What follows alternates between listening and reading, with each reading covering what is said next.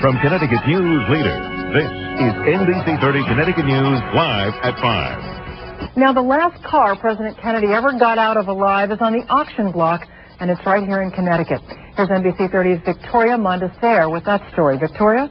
Janet, for those interested in Camelot and the glory days of John F. Kennedy Jr., a priceless piece of history can be yours. How would you like to own a piece of American history? The very same car JFK rode in the day before he was assassinated in Dallas, Texas back in November 1963 is up for auction. The smooth lines, convertible top, and suicide doors of this 1963 Lincoln Continental are some of the outstanding features.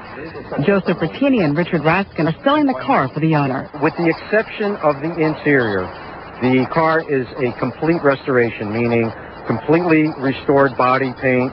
All of the trim, the convertible top, and all the mechanisms have been completely refurbished.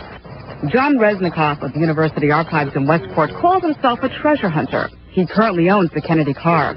Resnikoff collects almost anything Camelot related, from Kennedy's 1962 speech on fair housing to a letter Kennedy wrote in 1963 on official White House stationery, to almost anything else of American significance. The famous philosopher George Santayana said, "Those who know not of history are doomed to repeat it."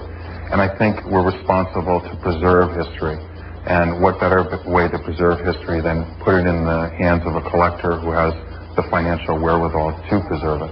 Resnikoff bought this car from a Florida collector back in 1996 for just a little under $18,000. It took him 4 years and $100,000 to repair it. So what's this classic beauty selling for now? A very cool $1 million.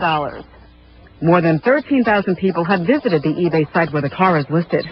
Although Resnikoff wants to sell, not everyone thinks it's in the best interest. They feel it's unpatriotic. We're taking advantage of a tragedy, an American tragedy. While Resnikoff says he's not taking less than $1 million, right now the highest bid trickling in is around $400,000. Victoria Mondesere, NBC 30 Connecticut News. Jerry?